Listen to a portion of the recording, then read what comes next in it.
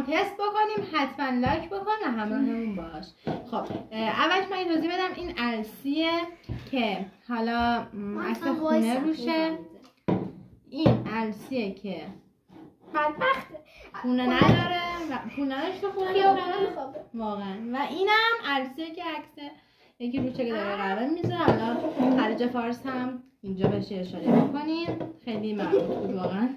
مزه ما بین این سه تا اونو که خونه ندارم نشون بدم. تو جنگی ما نه مثلا تو همون دورانی هستیم که مثلا تهران میخواست اسم خلیج فارس رو عوض کنه. خیال حالا زیاد حرف نمیزنم راجعش. این دوتا ما این سه تا رو تست نمی‌کنیم، همشون یه دوشو تست می‌کنیم. مزه‌شون یکی فقط طعمشون فرق می‌کنه.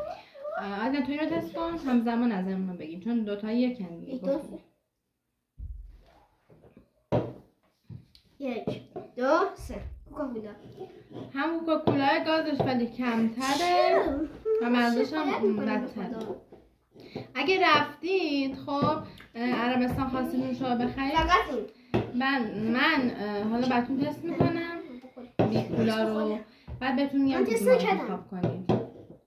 بریم بیکولا بخوریم یعنی بدون کولا. عالی، هم گازش عالیه هم مزهش عالیه. همون کوکاکولا این گازش بیشتره مزهش هم خیلی بهتره. رفت در عربستان اینو بخرید. اینو بخرید. بعدم بیکولا رو تست کن. اینم همونه دیگه. آره دیگه همونه. دیگه همه رو میخواد تست بکنه دیگه. ولی خب به هر حال قانون پیج رو باید همراهی بکنه. خیلی بده.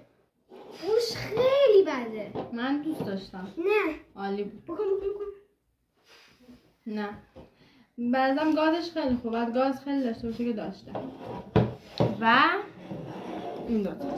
این ایرانیه و اینم عربیه. من به نظرم حالا نخوردم هنوز ولی من میگم فانتا رو به این ترجیح میدم و به این. اگر ایران بودید که فانتا بخرید الانم تست میکنیم و اگر عرب بودید عربستان بودید بخرید. بریم بخورید. نه ایران بویا نخرید.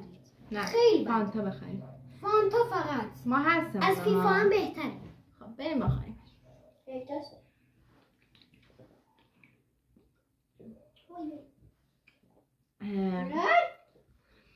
گازش خیلی خوب بود. طعمش هم خیلی خوب بود. من به این 8 میدم.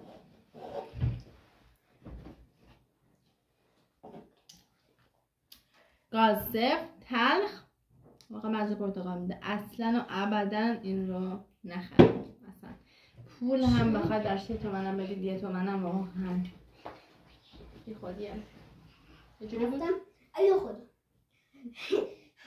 من میذارم نگاه میکنی نریزی آدیان ازتو بگو که دیگه یه صحبت پایانی داشته باشیم. صحبت پایانی بچه ها اینم ازتو بگو راجبش. خورسوشان خوردید؟ خدا خورسوشان خوردید؟ خود خورسوشانه هیچ فرقی هم فقط توش شیرین تره. کلا اینجوری هست مادرش ولی این خیلی بهتر از به نظرم. اول فانتا بعد این و بعدم گلشن خانم. خیلی ممنونم که ویدیو رو همراهی کردید. دم شما گرم، دم شما خواهیم. چیکار می‌کنین؟ من بعد نوشابه میاره. ممنون که این نوشابه هم هست همون الف یعنی مزه‌ش چند ولی این پولدارتر شده. برج میلاد آورده. نم چرا عربستان برج میلاد؟ برج میلاد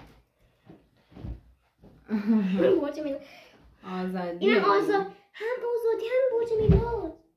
چقدر اسمی میرید؟